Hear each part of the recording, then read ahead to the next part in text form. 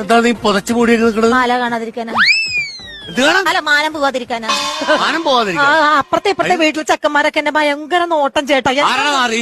അല്ല ചേട്ടാ, അത് വിട്ടേക്ക്. നിനക്കൊക്കെ എന്തിന്റെ സുഖേടാ? ചേട്ടാ അത് വിട്ടേക്ക് ചേട്ടാ. അല്ല വിട്ടേക്ക്. ഇടി ഞാനിവിടെ ഉള്ളപ്പോ നീ എന്തിനാ പേടിക്കണത്? നീ ആ ഷാളങ്ങോട്ട് മാറ്റിയേ. എന്താന്നറിയില്ല, കൊറേ നേരിട്ടേ നിക്കുന്നുണ്ടോന്നൊരു സംശയം. ഭയങ്കര മേലൊക്കെ വേദന.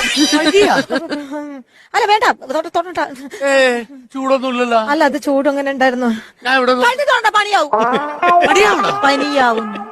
നീ എന്തൊക്കെയാ പറയണത്? അല്ല, അത് കഴുത്ത് തൊട്ട ചേട്ട പനി പകരം. നിന്റെ കഴുത്തി കിടന്ന മാല എന്തി? മാല അവിടെ ഊരി വെച്ചു. കുളിക്കുമ്പോ ഊരി വെച്ചു. നിനക്ക് ഞാനത് വാങ്ങി തന്നപ്പോ ഞാൻ പറഞ്ഞതാണ് അത് കഴുത്തിന്ന് ഊരാൻ പാടില്ല. മാല ചേട്ടാ, അത് അടുത്ത മാസം ഇടാലോ. എന്റെ സ്നേഹമാണെന്ന് ഞാനത് എത്ര തവണ നിന്നോട് ഞാൻ പറഞ്ഞിട്ടുണ്ട്. മാലയ്ക്ക് വേണ്ട ഒരു റെസ്റ്റ്. അത് നിന്റെ കഴുത്തി കിടന്ന് റെസ്റ്റ് ചെയ്താൽ മതി. അല്ല, അത് ഈ സാധനം പോയി എടുത്തോളൂ. അല്ല, അതെ പോയി എടുക്ക്.